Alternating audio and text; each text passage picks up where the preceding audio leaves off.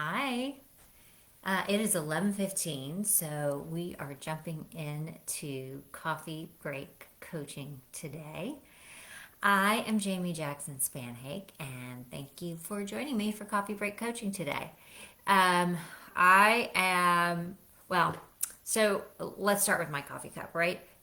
I think I've shared this one with you before, but I'm glad that you're here, and I want to share my mug that I got in Long Beach Island because I went there for the first time last year in New Jersey, and it was lovely. We went in October, and the water was actually warm enough. Well, it wasn't warm enough for me to swim because I don't swim in water that's like less than 80 degrees because I don't like cold water.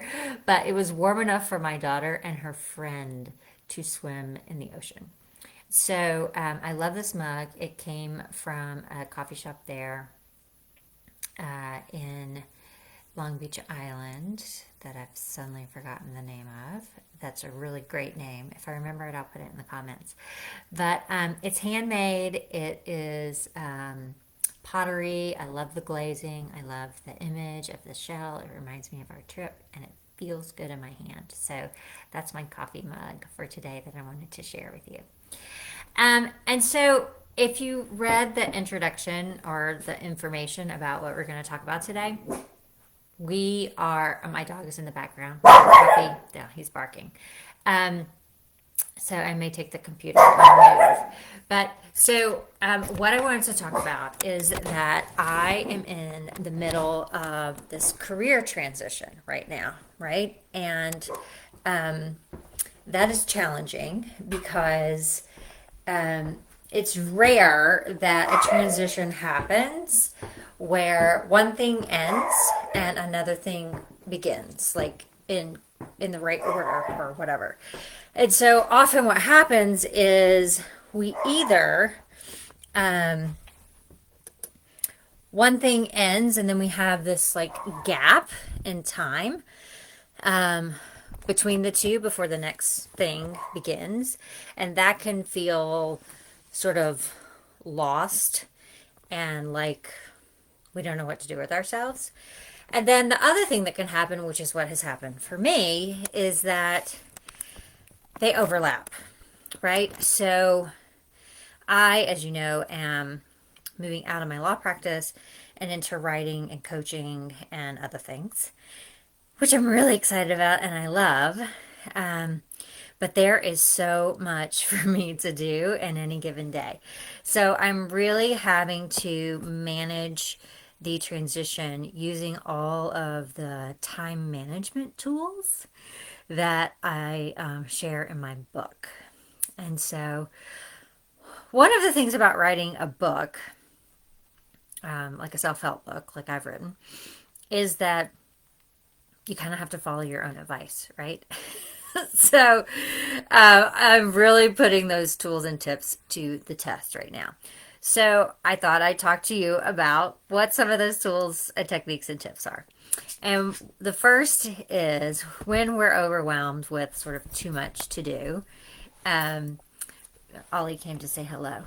Ollie. Yeah. Okay. One of the things that we can do is make sure that we have good mind management. And the way that we do that is by ensuring we have downtime and also um, doing things that allow us to think clearly. So, for me, as you probably know, that is meditation. So, the tendency when we get really busy is to not take the time to meditate or take downtime or whatever it is that we need to keep ourselves sort of sane. So I'm really having to schedule it in my calendar that this is when I'm doing a meditation. And for me, it's usually right in the morning when I wake up. Sometimes it's after I drop my daughter off at school, and it's usually 5 minutes because I find that that is enough time to get me to the calm place that I want to be. And it is short enough that I don't really have an excuse for not doing it. So that's one of the things that we can do when we manage transitions, when we're starting to feel overwhelmed by all of the things that are going on. Um, so, there's sort of two parts to transition in my mind. One is sort of the mental space for transition and getting used to whatever the new thing is. Um, and I've talked about that before on a coffee break coaching. I'll try to link to that in the comments. And so I think I've mastered that. Like I am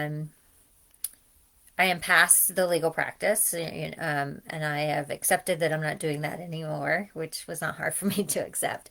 Um, but anytime that you stop doing something that you've been doing for 17 years, in my case, there's a sense of loss, and we have to recognize and work with that. But now I'm in sort of the day-to-day management of the transition. So again, that's why we're talking about the time management stuff.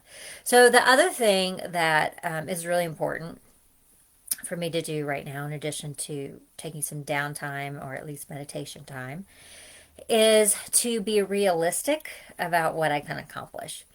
And if you've seen some of my other videos or posts or read the book, you know that I have an exercise that I call the 168 hour exercise. And that is because we all have 168 hours in our week. And so we have to be realistic about how much we can accomplish in 168 hours because that's how many hours we have.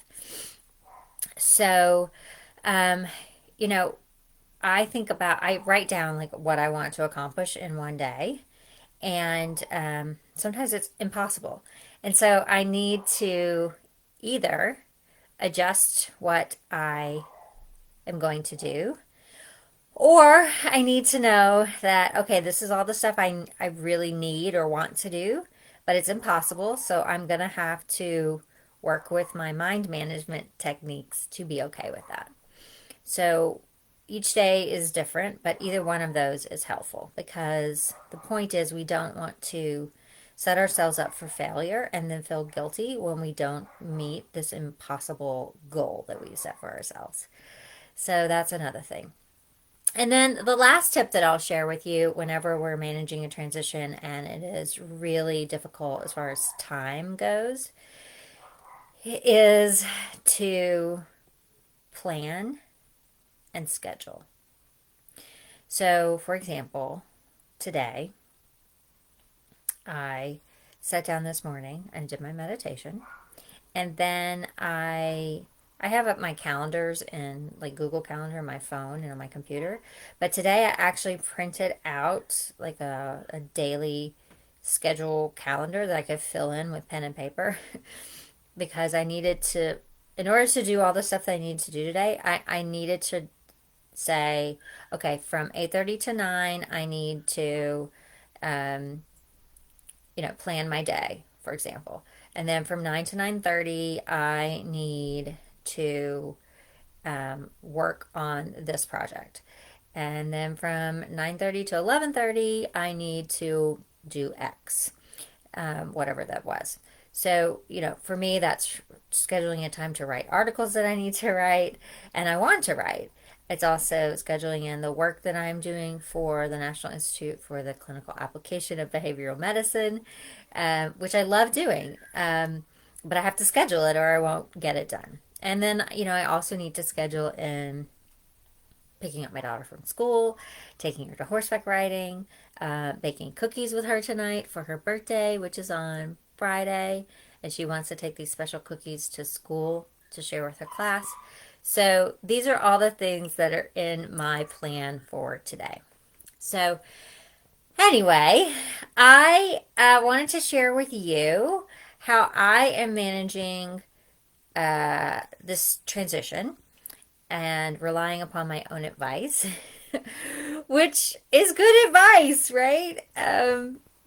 So I hope that you find it helpful too, because it does work. We just have to put in the effort to make it work. Oh, and one more thing I'll just throw in there is delegating, right? There's some things that we could delegate. So I'm doing that as well.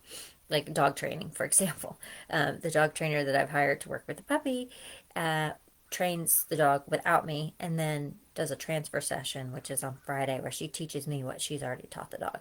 So instead of that taking up 4 hours of my week, it takes up 1 hour.